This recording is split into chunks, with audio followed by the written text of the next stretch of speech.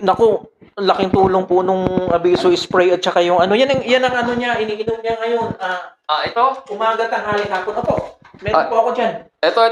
Opo, Ayan, ha? yan, Abiso spray. Ano natulong sa kanya? Sabi niyo nga. Hirap, hirap huminga si Mrs. kasi may asthma. Ang ginawa, nilagay namin doon sa nebulizer kasi nasusuka siya at matapang po eh. Pero inuulit ko, hindi gamot yan, ha? Hindi po gamot. Oo, pero nakatulong. Nakatulong po. O sige, kung wala ng remedyo, di lahat gagawin natin. Kasi, nung kasagsagan ng COVID, sinabi nyo, 7 to 8 times nag-i-spray. So, ang ginawa ko sa misis ko, dahil hirap siyang makahinga, ginawa kong 3 times a day na nebulize. Eh, natural to eh. Kasi sabi nyo po, hindi gamot eh. Kung ano yung panlaban natin sa sakit tayong virus, bacteria, parasite sa katawan, iyan yun yung nasa katawan natin. H2O2 tsaka zinc yan eh. Na-discovery ko po ito nung kasagsagan din ng COVID. Ganun ba? Sige, pwede ba ako magbanggit ng gamot sa tenga? Sige. Tapos i-edit na lang natin yun. Sige. Gumagamit ako ng sa Mercury lang mabibili yun. Hindi ka makakabili nun kung walang reseta. Okay. So, walang sarado kasi COVID eh. Ito, issue sa misis ito, ha? Hindi, ako po mismo. Ako pa rin po. Iba pa yung issue sa misis mo? Iba po yun. Kaya tumatangkili kami ng Abiso Dalig.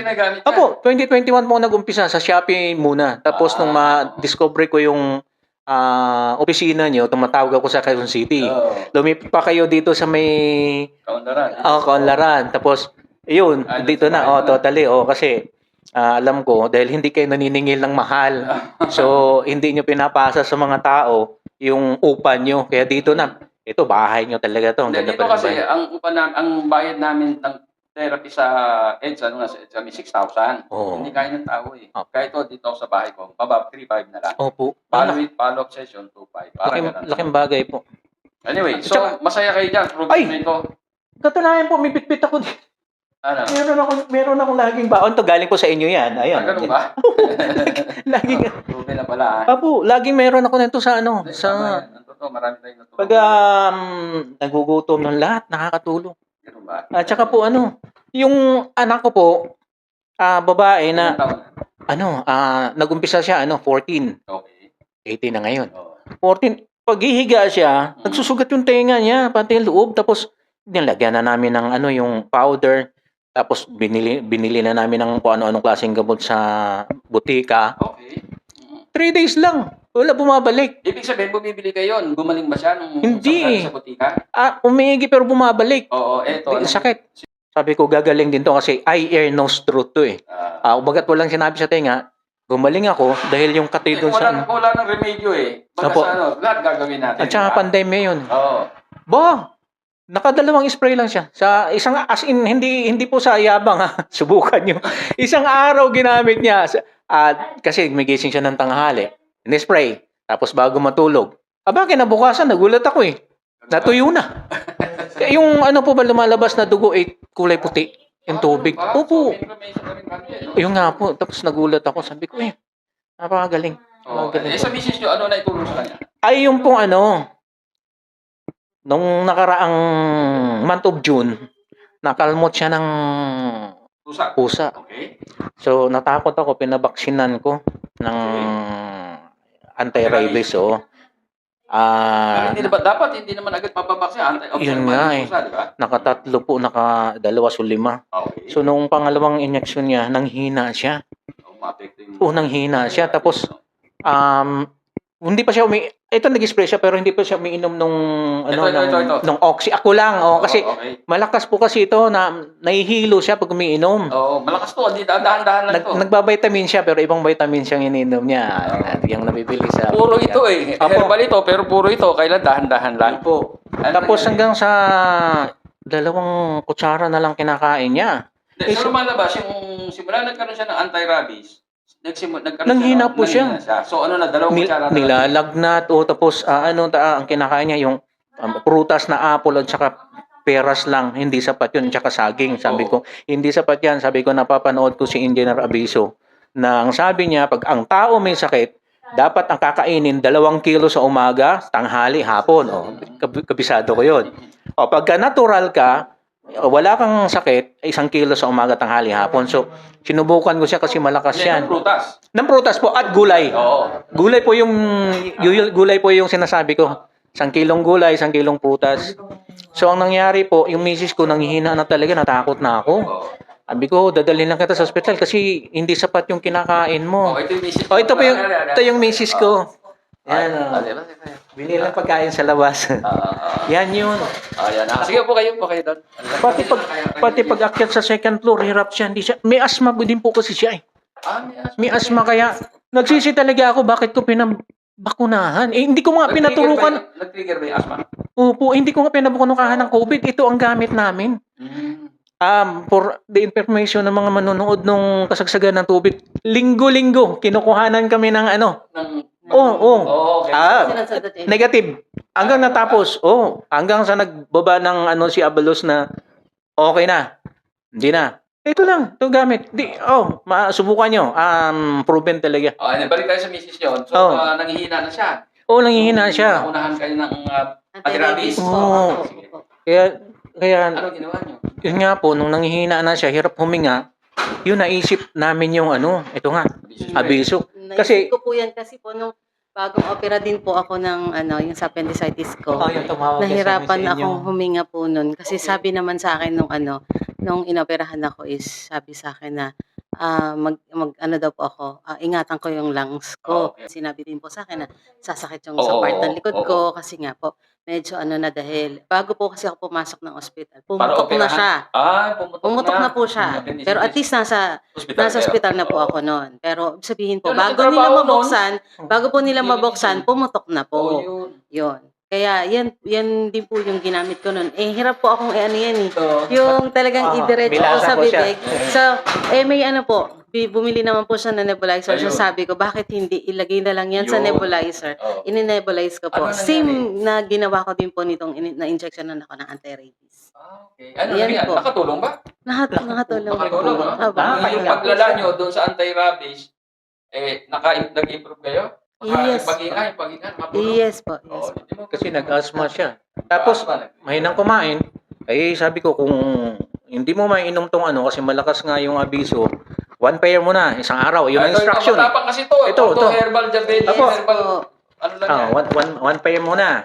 Tapos, sumunod na araw, 2 pairs. Ayun. Ngayon, 3 pairs. Hanggang ngayon po, pinag-3 pairs ko siya. Yes. Tanghali gabi. Sige, tandaan nyo, ang katawan natin nakadesign para malakas, prutas at gulay. Paano yung karne? Hindi kakainin natin. Pero kailangan natin pagpapalakas tayo. Papalaking muscle, yun. Kumain ka ng karne. Natulog ka lang, nanood ka ng TV. Yun, kakaproblema. Kailangan natin karne. Kailangan lumakas di ba? Pero dapat kukonsumuhin natin. May isang problema sa ating katawan na minsan na-overlook lang natin. Akala natin simple lang, walang problema. Pero ito, tandaan nyo, yung mata natin, 80% ng sakit sa mata walang gamot. Kasama na yung glaucoma. Iba pa yung katarata, etc. Alam niyo, yung mata natin, may building nutrients yan sa loob. Yung liquid niya. Ang problema, ito ay susceptible sa pasukan ng parasite dahil naka-expose yan Diba, alikabok, may parasite yan. Sa bahay nyo, nagwalis kayo. Okay, naglaro kayo ng aso, pusa. Napupuntahan yan. Nagkakaroon parasite pag yan lumaki bulati. Kaya nangyayari, yung parasite, pag dumami yan, kinakain niya yung nutrients na yun. Kaya minsan nagkakaroon katarata at iba pa, glaucoma kayo nga, sabi ko, 80%. Kaya ingatan niyo po ito. Sabi nga, walang gamot Ngayon, meron tayong spray. Ito hindi naman gamot ito Kaya lang ito, disinfectant sa bacteria sa bibig. May bacteria rin ng may parasite. Para makatulong ito, ang iba ginagamit. In-spray ganyan, isandang ka lang layo, katulad, kaya lang medyo bisan mahapdi, pupula, Pero para hindi kayo mahapdian, kasi ang bata hindi kahit ito dapat ito sa mga edad ng 20 pataas, Ito gagamitin natin. Itong nebulizer. Ito, nebulizer to Okay? Ito gagawin natin, Tingnan nyo. Ayan, may container siyang maliit. I-sprayan natin. Dito natin ilalagay. Huwag natin direkta, no? O, lalo sa bata, ah. O, eto, ano mo na natin sa mata? Hanggang 7. O, 7 spray na siya, no? O, ang gagawin natin, i-ano natin dyan. O, i-on natin. O, ayan, o. Tingnan nyo, umusok na siya, o. Umusok na, di ba? O. Pwede natin gamitin ito sa bibig. Sa bata, ang totoo, 1 year old, di ba? Palibog, may ubo siya. Ha? May ubo o tipon. Sisingutin dito.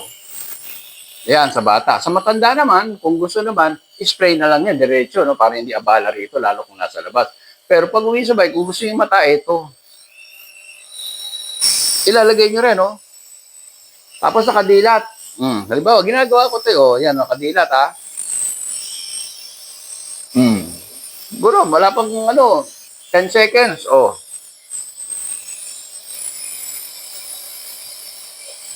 Anong dahilan? Kasi nagiging bulati dyan, nagkakaroon ng bulati. Ito lang, walang kaano-ano, walang hapdi. Kaya nagagamit kayo ng nebulizer. O di, ito naman, sa bata, nebulizer, para doon sa inuubo, pwede yung singot, kahit matanda kung naiirita kayo. Hindi naman ito gamot, kaya lang, ilang natin, pan-disinfectant para hindi mahapdi. Tingnan nyo, bakit? Kasi ang mata natin, nagkakaroon, ito yung sinasabi ko, ha? Tingnan nyo.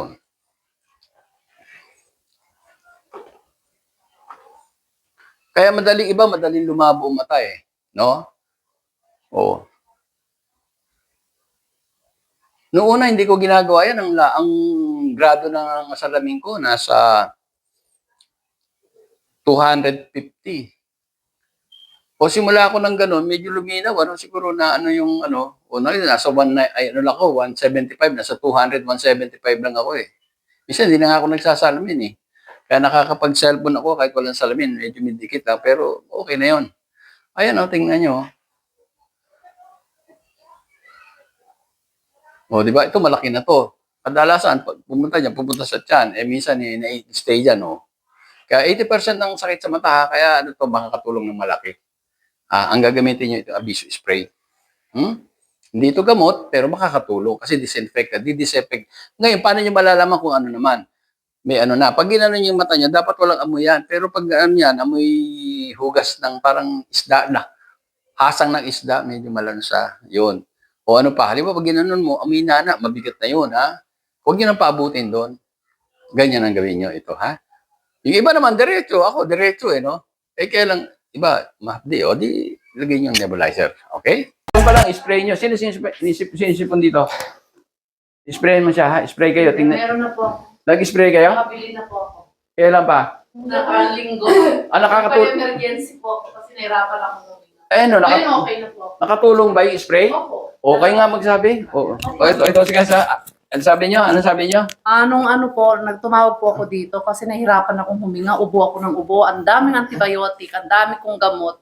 Nakiusap ako dun sa call center nyo. Oo, may Sabi ko, i-priority mo ako sa lala mo. emergency. Sa emergency, dinalhan ako 2 tsaka isang magnet. Ito, ganun. nandito. Ganun. Ngayon, wala na po sa awa ng Ito ba yan? Opo, ito, dala-dala ko lagi po. Ayun, Huwag nyo nang Ito ha? po. Ubus na nga po, kaya bibili ako ulit. Ayan, ha? Ito po, lagi kong dala-dala to. Tandaan nyo. Pati apo ko, nagaganito. Very good, ha? Sila. Ang dami kaming niyan, ha? Natulungan Maganda yan. po niyan, promise. Oo. Lalo ngayon, ha? Kung sa China, ang totoo ngayon, marami nang napupunong clinic sa ubo, ha? Mangyayari sa atin yun. Ganun din sa China, ha? Kaya paghandaan nyo, dahil ang hirap, tamaan kayo ng ubo, ma-hospital kayo. Kung may mahina pa puso nyo, may stroke kayo. Doon kaya may namamatay na matatanda, ha? Ang ubo, walang gamot. Pero, nagsisimula sa sipon, tama? Opo. Sipon muna. Pag napabayaan nyo, inabot ng 3 araw, 4, wala na, nasa loob na ng baga. Magkakatagalan. Pero gagamitin nyo pa rin ito para hindi lumala.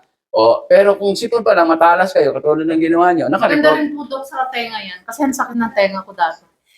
Kasi nakita ko dun sa okay din sa tenga. Oo. I-sprayan ko yung tenga ko kasi parang masakit, kumikirot. Ang Oo. ganda. Hindi lang kasi ito, ang dati pangalan nito, multipurpose spray, ha? Yung iba alam nyo, kaya sa Las Vegas nagkaroon akong dealer sa Amerika. Yung mga nurse ng Pilipina, sabi ko doon sa dealer ko, ang dealer ko nasa may Quezon City. Bakit pa nadala mo sa Las Vegas? May dealer tayo ron. Bakit? Lumakas.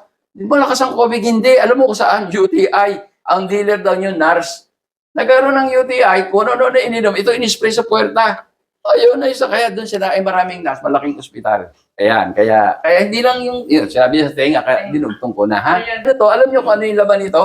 Kung ano yung ginagamit ng ating katawan sa loob ng ating katawan na pamatay sa virus at bakterya panlaban. Ano yun? Zinc at ano pa? H2O2. Kayo na-stroke kayo. Opo. Kaya lang na-hospital kayo. Ba't kayo na-hospital? Kasi sinumpong ako ng UTI po. UTI, okay. Anong nangyari yun? Tapos, inobserban ko 4 na araw. Ay, lumalala. Hmm. Tapos, nasabayan pa yung naggita ako. Nag-jeta, oh. Opo. Eh, ngayon, Lumala yung UTI. lumala. Okay. Tapos, hindi na ako makatayo. Kailangan alalayan ako ng anak ko. Umina, kayo ng umina. Opo, hindi ako makatayo para akong papel. Okay, lambot na lambot. Opo. Tapos, wala akong lasa sa pagkain. Lahat, oo. No, pati tubig, walang lasa. Oo. Pero Ngayon. pinainom kayo antibiotic, di ba? Nung pumunta ako sa ospital, Oo. yon ang binigay ni doktor, antibiotic, sa loob ng 7 araw. Oo. Ano, kamusta? Naayos naman? Masakit pa rin. Oo, okay. Ngayon, nung nagpunta ako, may naramdaman ako, nakita naman ninyo. Oo, napunta kayo Hinang-hina nun. ako. Oo nga, Oo. naawa nga ako sa inyo eh. Tapos, nung umihi ako, sabi ni Nora, mag-spray ka, ate. Ito, spray, Opo, ha? ito, yan. Ayan, yan, Hana. Ito yung nasa loob ng box. O, sige. Minsan lang. Isang beses lang. Hindi ko na inulit. O, sige. Eh, Sa puwerta ito, ha? Opo, Okay. nawala po. Nawala na yan, di ba? Opo. Tapos, pero ang maga, nandito pa. Okay. Ang ginawa ng anak ko, nag-hot compress kami. Oo, compress. Oo. Kamusta na? Tapos, nawala. Gano'n. Hanggang ngayon, nawala. Opo. Pero alam ko, matagal yun ang problema yung UTI. Noon pa, nung dalaga ko, may Palagi, UTI na. ano, Opo. susceptible kayo sa UTI. Opo. Bali, ngayon lang nag-trigger ba? Trigger uli, ano? Opo. Okay. Sa iba pa ba? Sa ibang kamag-anak nyo? Na, Sa apo ko, sunod. Kasi Apo niyo, apo? natrangkaso yung apo ko. oh, 7 years old. Sabi ko, nagtawagan kami sa telepono kasi yung anak ko doon nakapag-asawa sa Imos. Okay. Di malayo kami. Gatawagan lang kami. Binalita niya na mami may trangkaso si ano. may trangkaso yung anak niya. Opo, masakit ulo. Sabi ko, kasi binigyan ko dok ng pang-spray. Nagbigay na pala kayo nung una pa. Opo. Okay. Kasi kung ano mayroon ako, binibilihan ko rin siya. Kaya bumili Itong ako. spray na to, abiso ha? Opo, opo. Ayun, ang spray nasa loob. O, sige. Bumili kayo mayit. Oh. Tapos yung isa binigay ko sa kanya kasi niwala ko dito. Oh. Kaya sabi ko para mayroon din sila. Oh. Inisprayan niya nga po ko. Ano nangyari? Pinainom niya. Kinabukasan, Wala. tumawag, wala.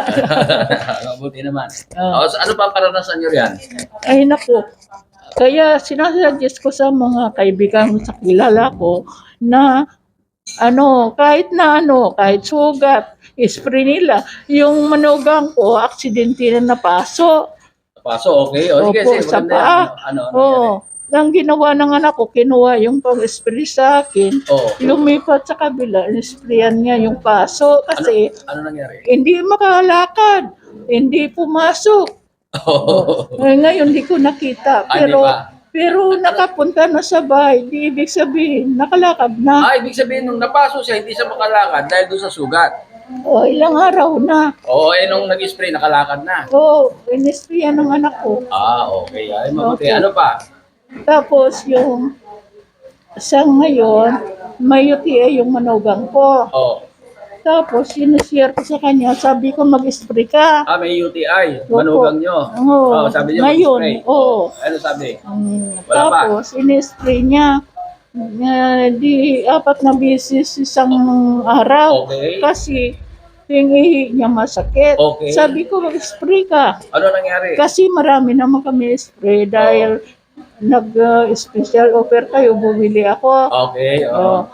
Tapos, yun, nung may kinabukasan, sabi ko masakit pa, mami, nabawasan. Nabawasan. Oo. Nakatulong. Oo. Tapos, Kailan nyo in-spray? Yung UTI niyan?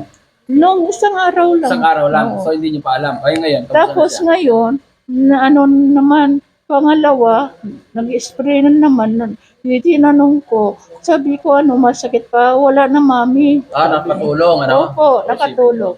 Tapos sabi ko, sige, mag-inom ka ng banaba, tuloy-tuloy Oo, mo. banaba, makatulong Oo. yun, oo. Tapos hanggat may sakit, ituloy-tuloy mo ito. Itong spray, ha? Ito yan, ha? Opo. Yun. Sige. Tapos yung anak niya, masakit ang ngipin. Okay. Sinabihan ko, sabi ko, spray mo dito sa pisngi. Okay. Tapos, sprayan mo pati bunganga. Okay. No, gumaling. Galing ka rin, no? Opo. So, kayo nagpapatunay na totoo talaga to. Opo. Pero hindi ito gamot, ha? Don't forget, hindi gamot ito. Kung wala kayong remedyo, di ba? Pero ito, mouth spray lang ito, ha? Pero maraming natulungan. Ano, marami akong beses na patunayan ito na epektibo. O, yun. Hindi na sila umiinom ng timpra, ito na lang. Pero, no? Yung mabuti Opo. naman, ha? Opo. Ito, may katabi sila, ha? Ito, ito, katabi. Ito, ang laki ng sugat na yan, eh. O, nabawasan, di ba? O, ito yung spray, di ba? Ito yung ginamit nyo. Ito yung misis niya. Tingnan nyo na ano na, oh. Gumanda na, ang laki nito. Parang bako ang yan, eh. Oh. Ito yung misis niya. Pakita ko nyo ito. O, paawakan nyo. Nakatulong mo ba yan? Doon sa sugat? Malaking tulong. Pakita nyo gano'n. Ito, nakatulong ba? Malaking tulong ho yung sugat niya matuyo. O, yun, oh, ha? Yun na ini-spray nyo, di ba? Mabuti, tutuloy nyo lang, ha? Habang hindi pa na ano, ha? Kasi ang laman nito, ano ba laman nito? Ba't na rin natutulungan? Ito, kung ano yung ginagamit ng katawan natin para sa virus at bacteria, parasite, etc. Nilagay ko lang dito. Ano ang laman nito? H2O2 tsaka zinc. At ito, nung panahon ng pandemic, awa ng Diyos, mahigit 80,000 ang gumamit ito, hindi pa kami namatayan kahit isa. Sipon pa lang. Pag sipon, i-spray nyo, kadalasan nawawala na. Pero hindi ito gamot, inuulit ko, mouth spray ito. Kung nakakatulong, di salamat. Di ba? Sige. Ano pa? Meron pa isa. Yung bunso kong anak, Oh.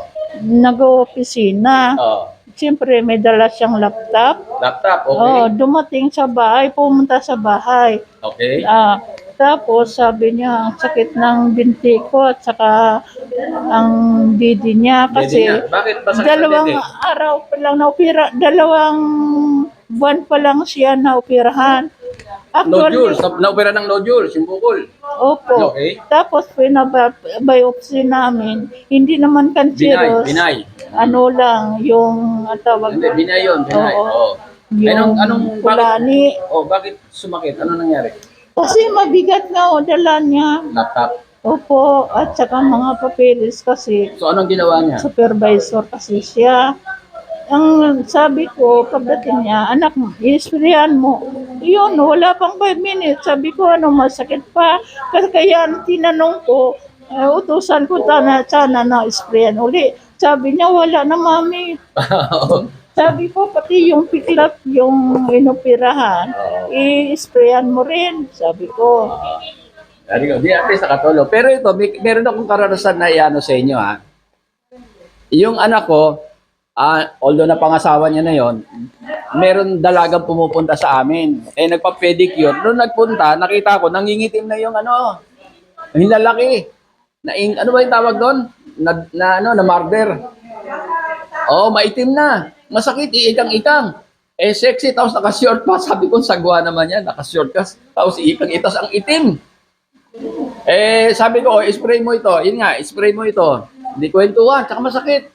Alam mo, wala pang 1 oras, sabi niya. Bano wala? Tapos lumakad, hindi na ikang-ikang. 1 oras lang. Kaya totoo yung sinasabi nyo. Nakatulong, di ba? Mula nung na-stroke ako, parang napituan ba yung labi ko? Oo. Di ba nangangapal? Oo, Minsan dodugo eh. nabubulol. Hindi naman nabubulol. Itong labi ko, tinutuklap ko, nagdudugo. Nagdudugo. Ngayon. Ni-sprayan ng anak ko. Kaya ayan, Nawala, di ba? manipis na. Mapula Pero na yan. manhid pa. Sige. Pero hindi na nagda-dry. babalat. Hindi nag-chip, ano? Ay, mabuti naman, ha? Sige, ha? At least marami tayong matutulungan ito, ha? sipin nyo, UTI, corona, di ba? Oo, okay. Maraming salamat ha. Sana doon sa mga nag-iisip pa para sa UTI o may sugat, yung kilikili, may amoy yung kilikili nyo o yung tagyawat, sinisipon madalas, ito, subukan nyo ito. Subukan nyo lang. Hindi naman gamot ito, kundi baka makatulong, ha? Okay, salamat. Ano pa dito sa invention na ito, utility model? Ano pa ang napapakinaban? Yung ASF, African Swine Flu. Yan yung ingredients dun sa loob dun. Kung ano yung nakapatent. Ipakikita ko sa inyo dahil ito nasubukan na namin ito, nagkaroon African Swine Flu, yung tinesting namin I think something like nagsimula sa 16 na baboy nung tayo ng kalakasan ng African Swine Flu, dumami yun, mabot ng 200, hindi naapektuhan. Pakikita namin yung video. Ito yun, nailabas ito sa TV. May formula na nabuo ang isang kababayan nating inventor para labanan ng African swine fever na siyang nagiging dagok ngayon sa mga may babuyan. Sa panayam ng programang Saganang Mamamayan, inilahad ni Engineer Ismael Aviso na nakatulong ang kanyang ibinigay na gamot sa isang piggery sa Angat, Bulacan para labanan ang ASF. Si Jennifer Cruz sa detalye. Isang engineer ang nakagawa ng formula para labanan ng African swine fever sa Pilipinas. Sa panayam ng Saganang Mamamayan, sinabi ni Engineer Ismael Abiso na simulang gamitin ang kanyang formula sa isang piggery sa Angat, Bulacan noong September. Opo, last week. Ang totoo po niyan, nung nakita nila po yung video na doon sa Angat, Bulacan, yun lang ang natirang piggery na nabuhay. Yung piggery po kasi na yon ay nasa kulang-kulang 200, May natira silang 14, dalawang inahin, 12 patining. May mga tama na ho, may mga sakit na ho yun. Nung ibinigay ko yung formulation ko para sa anti-African swine flu, hanggang ngayon, nabuhay na, hanggang nanganak na rin po yung dalawang inahin. At ngayon, naibebenta na nila. Naparami nila ulit. Nagsimula po kami ng September. Ayon kay Abiso, nagsimula siya mag-aral sa virus noong 2002 noong kasagsagan ng SARS-1 sa ibang bansa. Sa kanyang pagre-research, napag-aralan niya ang kalakasan at kahinaan ng virus at kung paano ito nag-mutate. Madali siya kang ma-deactivate, kasi ang virus, wala namang buhay po yan eh. Hindi niya deactivate lang po yan. Doon ko na-discover na ang virus, lahat po ng virus, kahit pa swine flu, dengue, COVID-19, new virus, lahat po yan protein-coated. Yung niya, yung pinaka-tentacles niya, pati yung kabuuan niya, protein-coated. Ngayon, yung doon sa protein-coated, meron mo siyang since protein yan, mostly fat, mataas ang proton kaysa sa electron. Ibig sabihin ko, positive po yan ang polarity niya, ang electrical polarity po niya, ang electrical charge niya is positive. Pag positive po, dumidikit po yan sa negative. Pero kung pareho positive, maghihiwalay. Aniya, 2005 nang madiskubre niya ang bagay na ito at nagkataon naman na 2004 nang biglang nawala ang SARS-1. Pero ginamit niya ang kanyang konsepto sa ibang karamdaman gaya ng rhinitis at sore throat. Hanggang sa dumating ang African swine fever sa bansa. Nagdevelop siya ng gamot kontra rito at ipinadala niya sa piggery sa Angat, Bulacan. Ipinresenta ang resulta nito sa Department of Agriculture. It was 2 weeks ago, ipinresent nung partner ko sa DA. Pinakita yon, inimbestigahan sa Angat, Bulacan, positive, totoo. Ang ginawa, last week, humingi sa akin pang-emergency dahil nagkaroon ng epidemic sa Region 10. Okay. Sabi ko, sige, nag-formulate ako, di pinadala ko ron. Kaya ngayon, nasa ongoing testing to kami. At since nakita naman nila na yung principle na yun, yun ang talagang puro mga antiviral po yun ang nilagay ko ron. Itinuro rin ni Abiso ang proseso ng paggamit ng kanyang formula. Ganito po. Una, lilinisin mo na yung coral, Kasi ang virus, di ba nabanggit ko po, merong electrical charge po yan. Opo. Yung electrical charge meron siyang tinatawag, nagra-radiate po yan eh. Kaya kahit na yung malayo, kahit malayo nga naaapektuhan din yung ibang baboy, nagkakahawa-hawa. Kaya una, lilinisin muna po yung coral. Pagkalinis, sabon, malinis na, disinfect. Saka niyan i-spray po yon, yung antiviral i-spray. Tapos i-spray sa baboy. Okay. Tapos ilalagay sa pagkain. May proseso po yan, madapakadali naman pong pag-aralan. Para sa Eagle News, Jennifer Cruz, we live in interesting times.